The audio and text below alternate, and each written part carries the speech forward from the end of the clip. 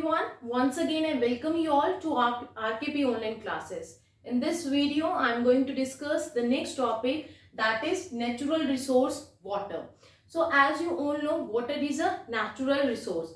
Natural resource means water is given to us by the nature. We get the water from the nature. It's a natural resource as well as it's a renewable resource, inexhaustible resource, as we have discussed. The resource which never ends. So water is a resource which never ants. See students, if we'll talk about all living things like plants, animals, we all human beings, we all need water to drink, right? And without water, we can't live.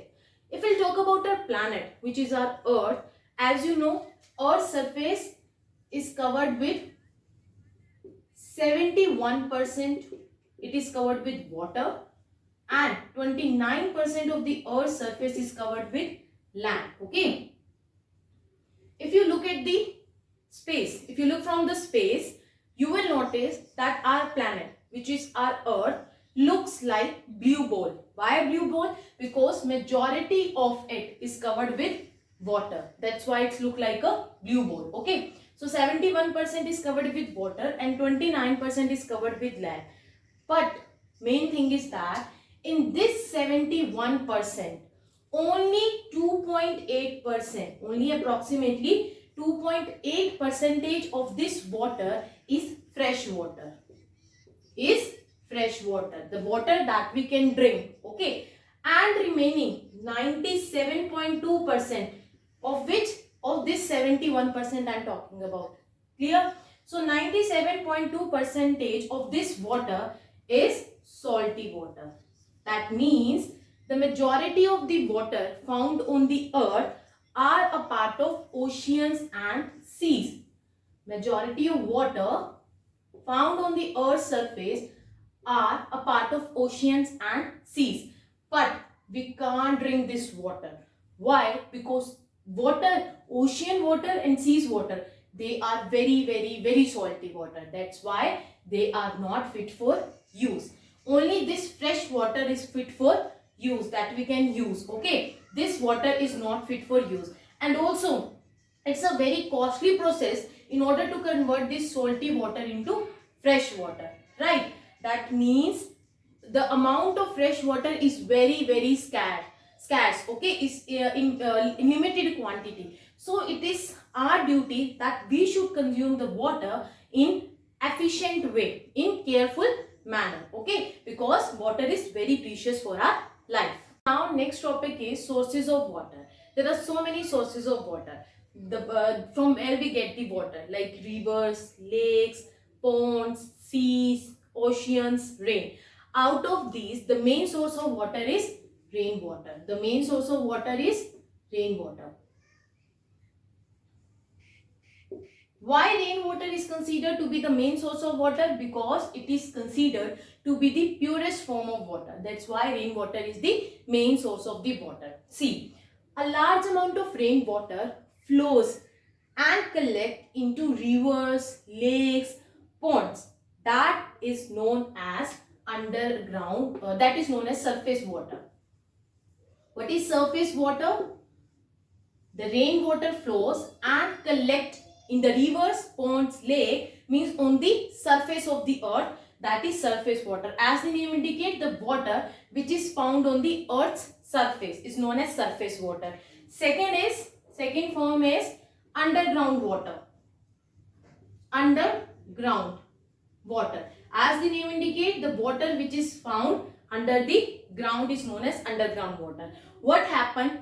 Some amount of rainwater seeps into the earth. It soaks into the earth, that is underwater. And we drain the underground water, the water form inside the earth. How? With the help of tube well, hand pumps, etc. So this is source of sources of water, and the main source of water is rainwater. Okay, and there are two types of water present, one on the surface of the earth and second is under the ground. And the next topic is uses of water. Now we'll discuss about what are the different uses of water.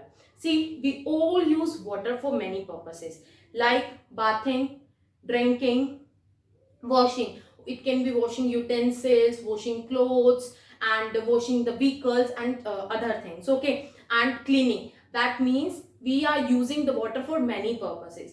But beside these household purposes, beside these domestic purposes, we are using water for many other purposes also, like for irrigation purpose in agriculture and for industrial purposes also. So one by one we will discuss it. So first is use of water in irrigation, for irrigation in agriculture. Irrigation in agriculture. How it is used?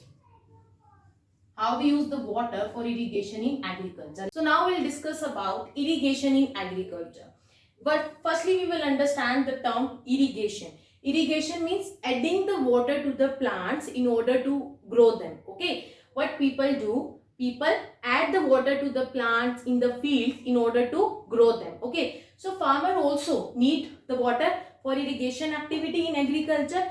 But the question arises, from where do the farmer get the water exactly? So farmer gets the water from the water tank, canals and dams. One more important point is here, that the water stored in the dam, is mostly used, is also used for producing electricity as well. That means the water stored in the dam is used by the farmers also for irrigation purpose, but also for producing electricity and for many other purposes.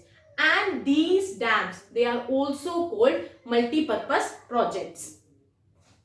See students, if you talk about some important multi-purpose projects in India, they are Bhakra Nangal Dam, built on Satluj River, as you can see on the picture, and Damodar Valley project on the Damodar River. That means the farmers also use water for irrigation purpose in agriculture, and we have discussed from where he get the water.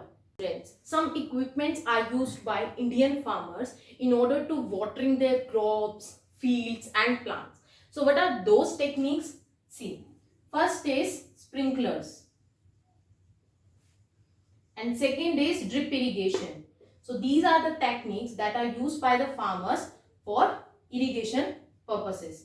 Drip irrigation. So one by one we will understand the meaning of it. First is sprinklers. Sprinklers similar to artificial rainfall. As you can see in the picture, it is an equipment which is used for automatically watering agricultural farms and plants. And see, it reduces the water wastage. See, as you know, the water is spread everywhere in water drops. Okay, so thus it saves the water also. It reduces the wastage of water. So it is similar to artificial rainfall. Next is drip irrigation. See, in this, as you can see in the picture, the pipes are laid down on the ground. The pipes are laid down on the ground near to the soil and the roots of the plant. Okay, so that the water drips out. When the water drips out, means comes out from these pipes, it keeps the soil moist. Okay, so drip irrigation also helps in reducing the water. That means the both method which are used by the farmers, that is sprinkler method and drip irrigation method, means artificial rainfall method, and second is the pipe method. So both methods are used by the farmers, and the both methods are also useful in saving the water. So now we will understand how to conserve the water. So there are different methods through which we can conserve the water. Just look at the screen, everyone. So first is, do not keep the tap running. First is, do not keep the tap running. That means do not leave the taps open when you are not using the water. That means through this we can conserve the water. Second is, use a bucket instead of a shower. That means we should use a bucket for taking bath instead of a shower. It will reduce the wastage of water. Next is harvest rainwater. By collecting the rainwater, we can conserve the water for future. Okay. Next is detect and repair leaks. If leaks are there, fix the leaks in pipes timely so that to save the water. Next is, factories must treat the polluted water before releasing it into water bodies. Thus, factories can also reduce the wastage of water, or they can also conserve the water by not releasing the harmful waste into the water. Next is, throw tissue paper into the waste basket. we should throw the tissue paper into the waste basket rather than flushing it. So these are some methods through which we can conserve the water.